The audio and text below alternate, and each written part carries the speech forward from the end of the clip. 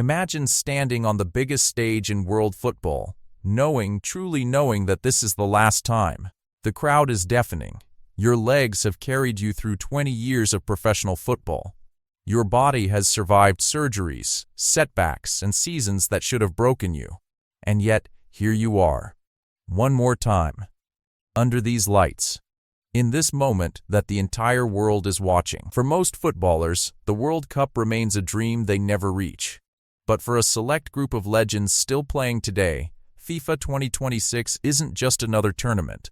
It's the final chapter, the last door before the story closes forever. And what makes this particular World Cup unlike anything before it is the sheer number of generational icons who will be stepping onto that pitch for the very last time. Cristiano Ronaldo, Luka Modrić, Karim Benzema, Luis Suárez, Neymar, names that have defined football for 2 decades. All of them aging, all of them still fighting, all of them carrying unfinished business with the one trophy that has somehow stubbornly remained out of reach. One of them might actually change that. What happens next will be unforgettable. The World Cup has a long and complicated history with footballing greatness. It has never been fair. It has never cared about reputations. Ronaldo, the Brazilian, not the Portuguese, won it twice and is considered by many the greatest striker who ever lived. But George Best never even qualified. Johan Cruyff, perhaps the most technically gifted player of his generation, won everything club football had to offer and never lifted that golden trophy. Di Stefano never played a single minute of World Cup football in his entire career. The tournament operates by its own brutal logic. National team form, draw luck, injury timing, a referee's decision in the 67th minute of a quarterfinal, any of these can rewrite a legacy forever. And in 2026, that brutal logic will collide head-on with the final acts of careers that shaped an entire era. 48 nations, 16 cities, 3 countries hosting the largest World Cup ever staged. And somewhere inside that enormous tournament, some of football's greatest ever players will make their final stand. You already know some of the names, but a few of them will genuinely surprise you. There is no place to start except with Cristiano Ronaldo, not because he demands it, though he probably would, but because his World Cup story is genuinely one of the most fascinating and unresolved narratives in modern sport. He was born in 1985 on the island of Madeira, the youngest of 4 children in a working-class family. His father worked as a gardener and part-time kitman for a local club. Money was tight. Opportunity was limited, but the boy had something that poverty couldn't suppress: an obsessive, almost frightening dedication to becoming the best footballer on the planet. He left home at 12 to join Sporting Lisbon's academy. He cried himself to sleep for weeks, and then he got to work. By 2003, Sir Alex Ferguson had seen enough. A pre-season friendly against Manchester United convinced Ferguson to pay £15 million for an 18-year-old winger who was more flash than substance, but already carried the seeds of something exceptional.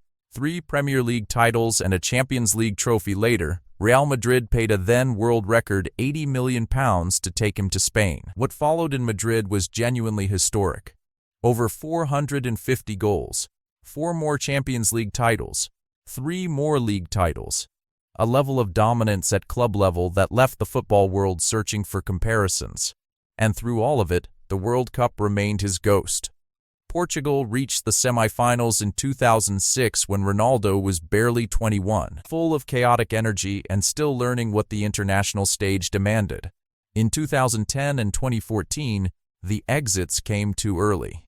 In 2018, he was magnificent. His hat-trick against Spain in the opening group game was one of the great individual World Cup performances of the modern era, but Uruguay ended Portugal's run in the last 16. Qatar 2022 brought its own drama. He arrived under a cloud, his United career imploding publicly, questions about his attitude following him everywhere. He scored against Ghana. He was dropped for knockout games. And when Morocco knocked Portugal out in the quarterfinals, the image of Ronaldo walking off the pitch in tears, head down, told a story that words couldn't fully capture. He will be 41 years old when the 2026 tournament begins. He is currently playing for Al Nassr in Saudi Arabia. still scoring at a remarkable rate, still training with the same obsessive intensity that defined him at 18. Whether Portugal select him and whether his body holds is football's most hotly debated question right now. But if Ronaldo walks out in 2026, know what you're watching. You're watching a man who has spent his entire life refusing to accept limits, making one final argument to history. And then there is Luka Modrić. If Ronaldo's story is about relentless pursuit, Modric's is about quiet, devastating resilience. He was born in 1985 in Zadar, Croatia. His early childhood was fractured by the Yugoslav wars of the 1990s. His grandfather was killed in the conflict. His family was displaced and spent years living in a hotel room. Football was not just a passion for the young Modrić, it was survival, a way to make sense of a world that had stopped making sense. The football world almost dismissed him twice. As a teenager, scouts repeatedly flagged his physical size as a problem. Dinamo Zagreb sent him on loan to Zrinski Mostar in Bosnia, partly to toughen him up. What came back was a player whose football intelligence was so refined that physical limitations became irrelevant. By the time Tottenham Hotspur brought him to England in 2011, the debate was whether this slight Croatian could handle Premier League physicality. Within months, that debate was settled. Real Madrid signed him in 2012 for £30 million. What followed over the next decade was extraordinary. 4 Champions League titles, 3 La Liga championships, and in 2018, he did something that had been considered mathematically impossible. By some, he broke the 11-year monopoly that Ronaldo and Messi had held over the Ballon d'Or, becoming the first player since 2007 to win the award. Not because of marketing, not because of brand power, because of pure football. But the World Cup story is the one that takes your breath away. In Russia 2018, Modrić led Croatia, a country with 4 million people, to the final of the World Cup. They eliminated Argentina, beating them 3-0 in the group stage. They beat England in extra time in the semi-final, a match where Modrić controlled the game like a conductor in front of a symphony. France beat Croatia in the final, but Modrić received the golden ball as the tournament's best player. A 42-year-old boy from a hotel in Zadar accepting the award for the best player on the planet's biggest stage. He turns 41 during the 2026 tournament. Croatia must navigate qualifying. The road is difficult, and the squad is aging alongside him, but Modrić has spoken publicly about his desire to play one final World Cup. If he gets there, what you'll be watching isn't just football, it's something close to poetry. Now the story shifts to an absence that still feels wrong. Karim Benzema won the 2022 Ballon d'Or at 34 years old, after spending 6 years exiled from the French national team over a blackmail scandal involving former teammate Mathieu Valbuena.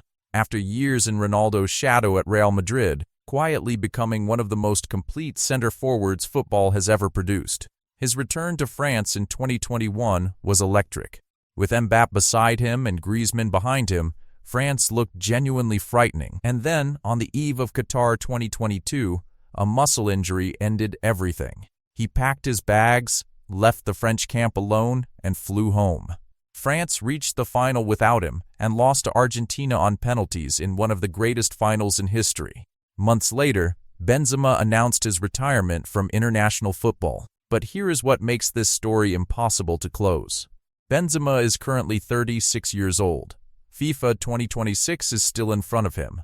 International retirements have been reversed before by managers, by circumstances, by the sheer pull of one last chance. If France come calling with the right coach and the right conversation, nobody can say with certainty that door is completely shut. The unfinished nature of his international career is one of football's most compelling open questions, and 2026 might be where it finally gets an answer. Shift now to South America, where Luis Suárez has spent 15 years being simultaneously one of football's most gifted and most controversial players.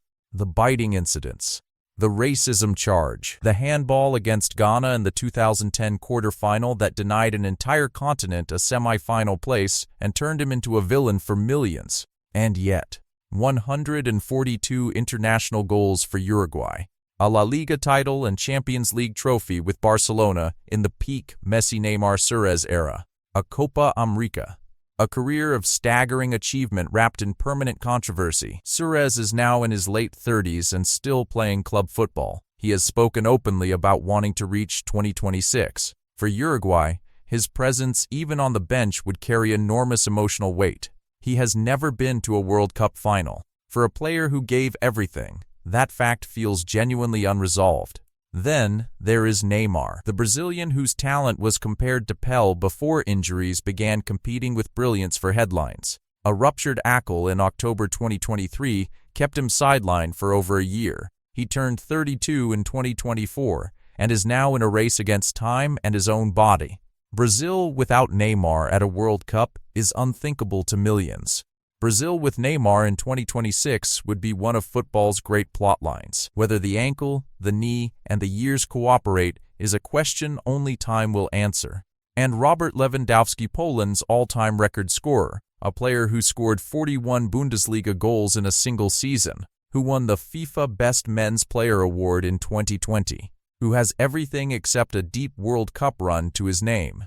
He will be 37 in 2026, likely in his final tournament. Poland are not favorites for anything, but Lewandowski in a World Cup group game, carrying the weight of a nation and a career's worth of unfinished business, is a story worth watching.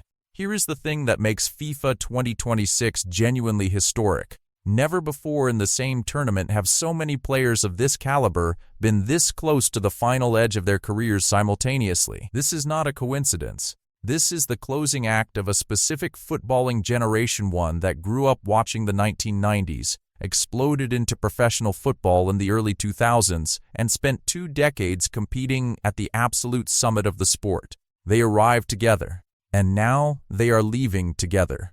The stadiums of New York, Los Angeles, Dallas, Toronto, Mexico City, and beyond will hold the last chapters of these extraordinary lives.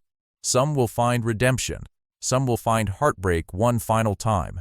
One of them might actually lift the trophy and rewrite everything we thought we knew about their legacy. Football has always understood something that other sports sometimes forget. It's not just about what you win. It's about who you were when everything was on the line.